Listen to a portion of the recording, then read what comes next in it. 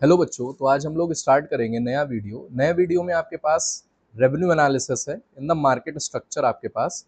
तो बेसिकली आज हम लोग रेवेन्यू चैप्टर पढ़ेंगे और इसमें देखेंगे वेरियस टाइप ऑफ रेवेन्यू आपके पास है। टीआर, एआर है, एमआर है और डिफरेंट कॉम्पिटिशन्स में किस तरह से कैलकुलेट करते हैं।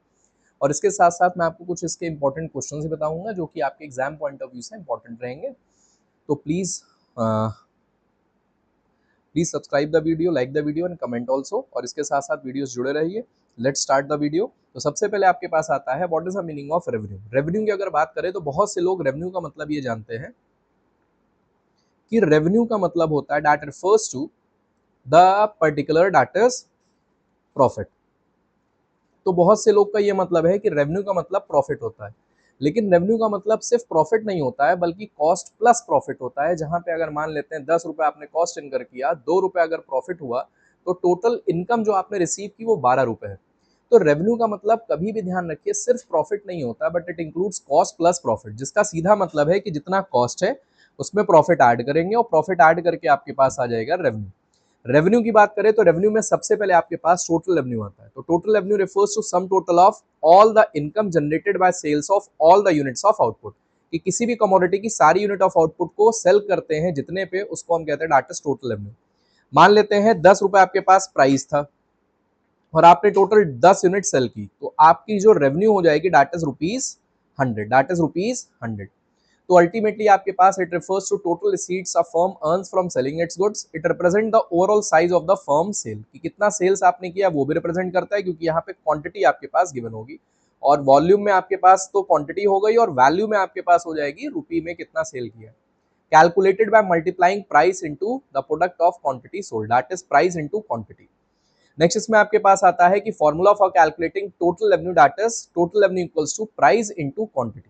जहां पे आपके पास total revenue equals to price times quantity, equals to price times quantity मतलब प्राइस इनटू क्वांटिटी। नेक्स्ट इसमें आपके पास आता है दैट इज एवरेज रेवेन्यू। तो average revenue refers to revenue generated by sales of per unit of output. जैसा हमने अभी देखा कि यहाँ पे आपके पास फॉर्मूला इसका हो जाएगा T R divide by Q. 100 रुपए इनकम हुई थी 10 यूनिट को सेल करके, तो पर यूनिट आपके पास कितनी इनकम हो गई? 10 रुपए। यही आपके पास कहलाएगी average revenue, income generated by sales of per unit of output. तो पर यूनिट ऑफ आउटपुट को सेल करने से जितनी इनकम है वो आपके पास कहलाएगा। It tells how much money the firm brings from one average item. हर एक एवरेज आइटम पे कितनी इनकम हुई है वो ये बताता है। In an any market structure AR is always exactly equal to price. तो हमेशा हर एक मार्केट स्ट्रक्चर में AR equals to P equals to D। ये ध्यान रख लीजिए, ये फॉर्मूला याद कर लीजिए, आपके लिए हमेशा काम आएगा। AR equals to P equals to D, सारे मार्केट में आपके पास ऐसा होगा। AR equals to P equals to D। Next इसमें आपके पास है AR का formula, that is AR equals to TR upon Q और इक्वल्स टू P। प्राइस के इक्वल होता है ये सारे जितने मार्केट है उसमें। अब यहाँ पे मार्जिनल रेवेन्यू आ जाता है। तो marginal revenue refers to additional revenue generated by sales of every additional unit of output. इसके दो फॉर्मूले हैं, TRN equals to MRN equals to TRN minus TRN minus 1।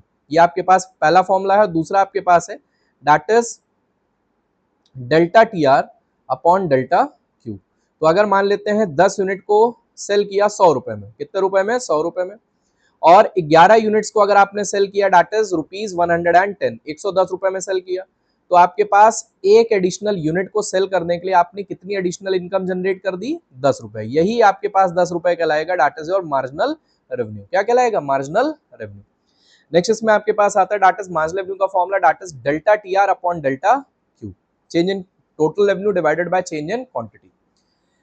फिर इसके बाद परफेक्ट कंपटीशन आता है। परफेक्ट कंपटीशन आपके पास वो होता है जहां पे large numbers of buyers and sellers हैं ट्रेडिंग आइडेंटिकल प्रोडक्ट्स। आइडेंटिकल मतलब कि जिसके कैरेक्टरिस्टिक सेम होते हैं, जैसा एक प्रोडक्ट है वैसा ही जस्ट सेम आपके पास सेकंड है, वैसा ही जस्ट सेम आपके पास थर्ड है। सारे प्रोडक्ट एक दूसरे से मिलते जुलते हैं।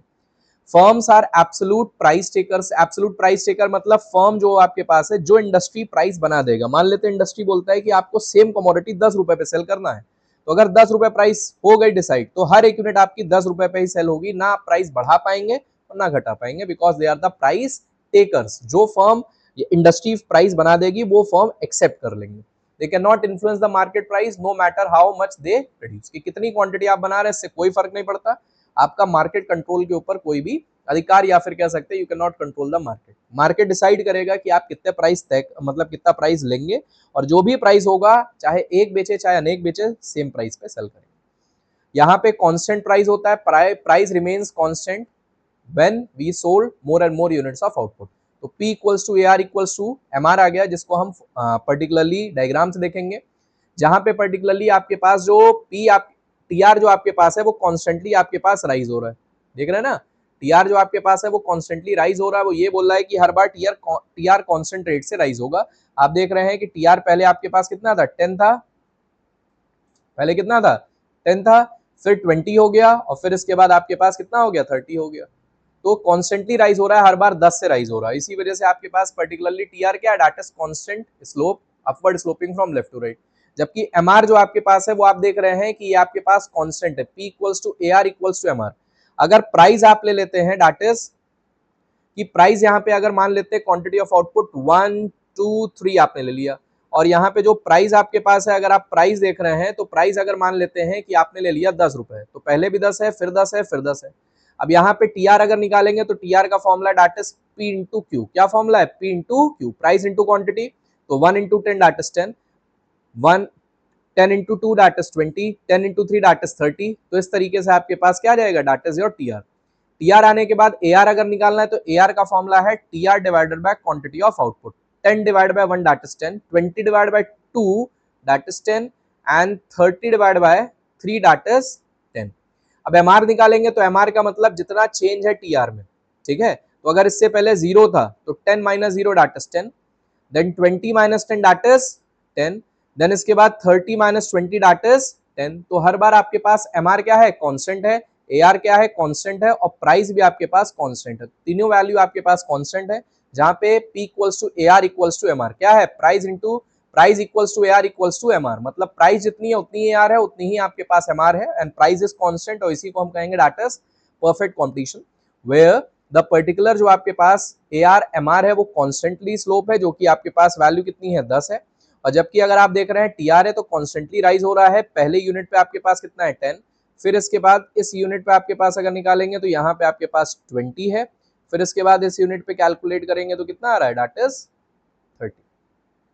तो आप देख रहे हैं हर एक यूनिट पे आपके पास वैल्यू पहले से बढ़ रही है। जैसे जैसे क्वांटिटी ऑफ आउटपुट बढ़ रहा है वैसे वैसे TR और AR और MR की वैल्यू भी बढ़ रही है, ठीक है। तो ये आपके पास आ गया।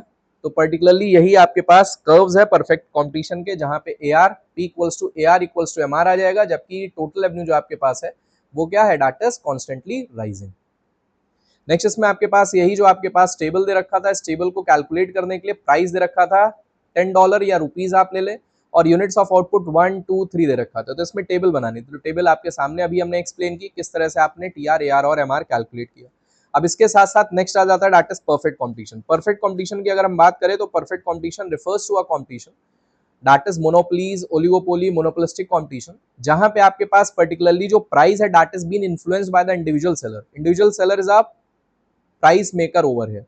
तो प्राइस अगर आप बना रहे हैं तो ये बताइए कि अगर आपको ज्यादा क्वांटिटी सेल करनी है और प्राइस आप बना सकते हैं तो सिचुएशन में क्या होगा, आप कोशिश ये करेंगे जितना ज्यादा क्वांटिटी आपको सेल करनी है प्राइस आप उतने कम करें, क्योंकि प्राइस जब कम करेंगे तो आप ज्यादा क्वांटिटी सेल कर पाएंगे, and it will be easy for you to sale larger quantities at lower prices.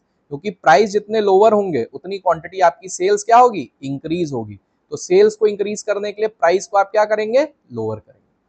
तो इस वजह से प्राइस अगर आपके पास पर्टिकुलरली ज्यादा क्वांटिटी सेल करने के लिए प्राइस फॉल करते हैं, तो इस केस में आप देख रहे हैं कि यहाँ पे आपके पास पर्टिकुलरली प्राइस क्या होगी, फॉल होगी। तो डाउनवर्ड स्लोपिंग डिमांड कर्व, जो कि आपको पहले ही मैंने बताया है कि यहाँ पे आपके पास P equals to AR equals to D situation रहती है। तो जहां यहाँ पे भी आपको देखने को मिलेगी डाउनवर्ड स्लोपिंग डिमांड कर्व यहाँ पे आपके पास है, जिसमें आप देख रहे हैं as a firm output more units the market price AR steadily drops across all units.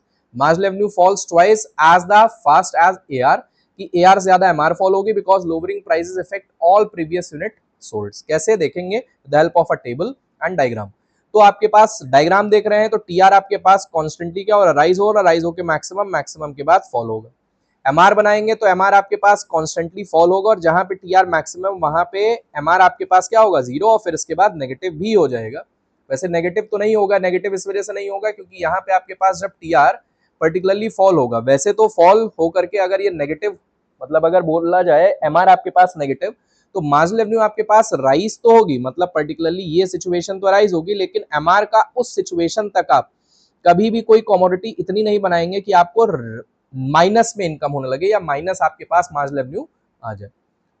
ठीक है, तो इस वजह से एमआर आपके पास जीरो आएगी। एआर की बात करें तो एआर आपके पास कॉन्स्टेंटली फॉल होगी, जो कि आप देख रहे हैं negatively sloped AR MR curve आपको मिलेगी, लेकिन एमआर ज्यादा फॉल होगी एआर से, इस वजह से एमआर आपके पास एआर के नीचे है। आ गया ना, ट्वाइस आपके पास फॉल होती है, तो इस वजह से एमआर इसके जस्ट नीचे आ जाएगी। ठीक है, जहां पे टीआर जीरो वहां पे जो एआर आपके पास है वो उसको टच करेगी, और जहां पे टीआर मैक्सिमम वहां पे एमआर आपके पास जीरो हो जाएगी। अब इसी सिनारियो में एक आपके पास टेबल दे रखी है जहां पे प्राइस 20 सेट किया गया और यूनिट जो आपने सेल किए 2 यूनिट्स।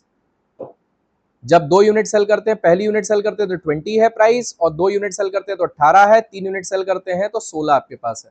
तो आपको तीनों यूनिट का कर्व बनाना है। अब इस केस में आप देख रहे हैं कि 1 2 3, तो ये आपके पास पर्टिकुलरली क्या दे रखा है, ये आपके पास आउटपुट दे रखा है, दैट इज 1 2 एंड 3।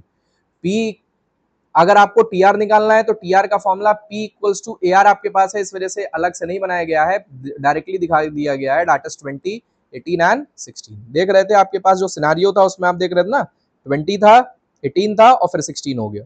अब आप देख रहे हैं यहाँ पे टीआर का formula that is P into Q, price into quantity आपके पास है, तो 20 into 1 that is 20, 18 into 2 that is 36, 16 into 3 that is 48।